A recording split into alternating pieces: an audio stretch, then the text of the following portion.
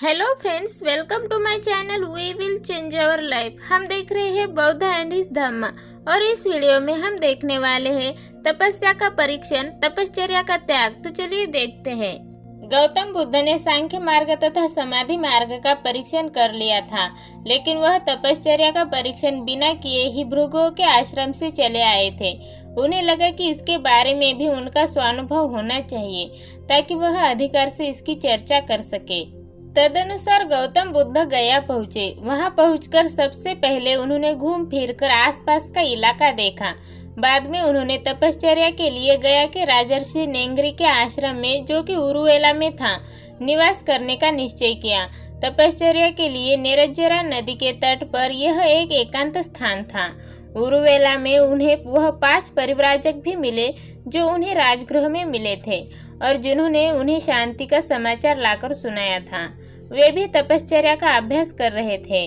उन तपस्वियों ने उन्हें देखा और उनके पास आकर कहा कि वह उन्हें भी साथ ले ले। गौतम बुद्ध ने स्वीकार किया। इसके बाद से वे उनकी सेवा करते हुए उनकी आज्ञा में रहने लगे। वे उनके प्रति बड़े विनम्र थे और जैसा वह कहे वैसा करने वाले थे।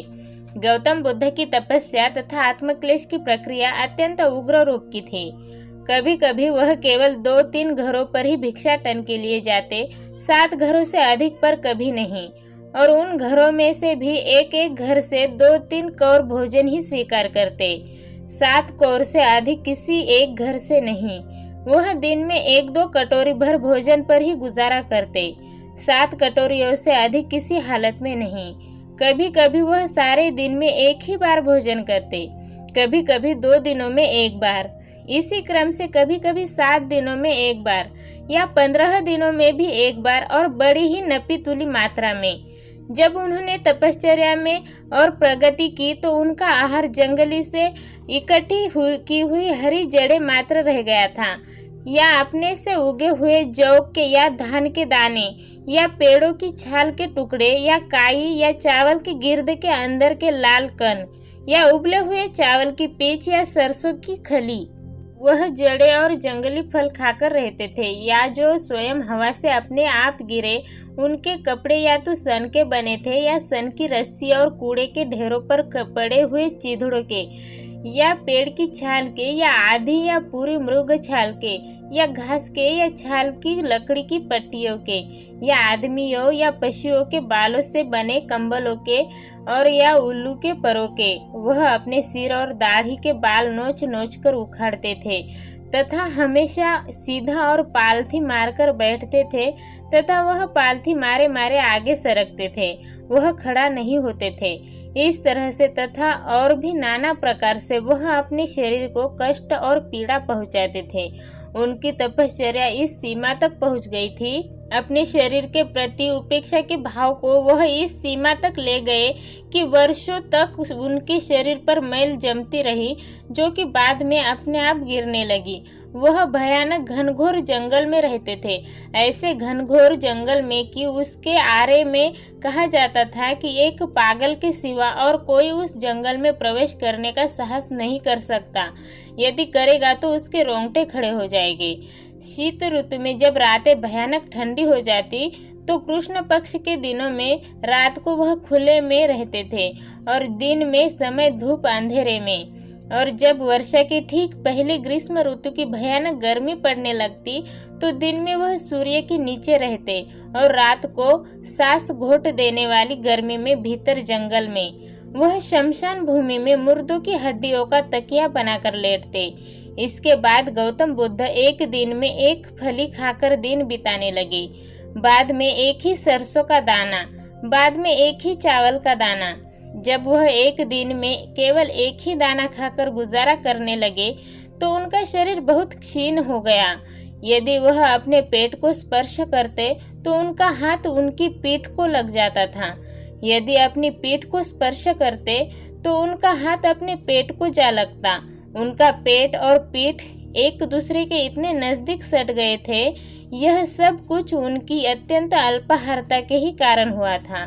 तपश्चर्या का त्याग। गौतम बुद्ध की तपश्चर्या और आत्मपीड़न बड़े ही उग्र रूप का था, इतना उग्र जितना उग्र वह हो सकता था। यह 6 वर्ष के लंबे अरसे तक जारी रहा। 6 वर्ष बीतने पर उनका शरीर इतना दुर्बल हो गया था कि वह हिलडोल तक न सकते थे। तब भी उन्हें कोई नया प्रकाश नहीं दिखाई दिया था और संसार में जो दुख की समस्या है और जिस पर उनका मन केंद्रित था, उस समस्या का कोई हल उन्हें दिखाई नहीं दिया था।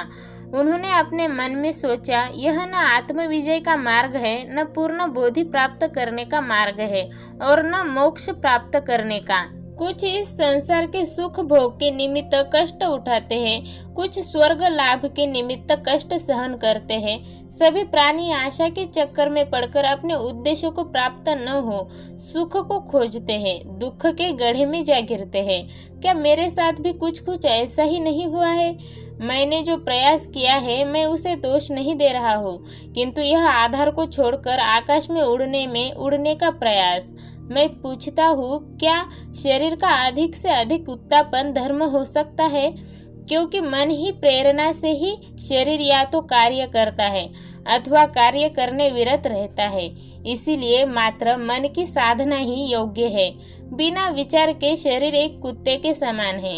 यदि केवल शरीर की ही बात होती तो शायद भोजन की शुद्धि से ही पवित्रता आ सकती, किंतु जो करता है, जो मन है, उसका भी तो प्रश्न है। लेकिन यह सब किस काम का? जिसके शरीर का बल जाता रहा, जो भूख तथा प्यास से परेशान है, जिसका मन थकावट के मारे एकाग्र और शांति नहीं है, ऐसे आदमी को कभी नया ज्ञान प्राप्त नहीं हो सकता। जो पूर्ण रूप से शांत नहीं है, वह ऐसे उद्देश्य को जो चित्त द्वारा ही साध्य है, कैसे प्राप्त कर सकता है? सच्ची शांति और चित्त की एकाग्रता शरीर की आवश्यकताओं को पूर्ति से ही ठीक ठीक प्राप्त हो सकती है। इस समय उरुवेला में सेनानी नाम का एक गृहपति रहता था। उसकी कन्या का नाम था सुजाता। सुजाता ने एक न्यग्रोध वृक्ष के प्रति मिन्नत मान रखी थी और यदि उसे पुत्र लाभ हो तो प्रति वर्ष भेंट चढ़ाने का संकल्प किया था। क्योंकि उसकी इच्छा पूर्ण हुई थी, इसलिए उसने अपनी पुन्ना नाम की दासी को पूजा स्थली तैयार करने के लिए भेजा था। गौतम बुद्ध को न्यग्रोध वृक्ष के नीचे बैठा देख पुन्ना ने सोचा, आज वृक्ष देवता ही साकार हो गया है। सुजाता स्वयं आई और उसने अपनी बनाई हुई खीर स्वर्ण पात्र में सिद्धार्थ गौतम बुद्ध को अर्पण की।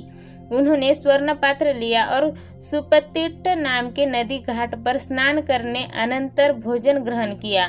इस प्रकार उनकी तपश्चर्या का अंत हुआ। जो 5 परिव्राजक सिद्धार्थ गौतम बुद्ध के साथ थे, वे उनसे रुष्ट हो गए, क्योंकि उन्होंने तपस्वी तथा आत्मपीड़न के जीवन का परित्याग कर दिया था।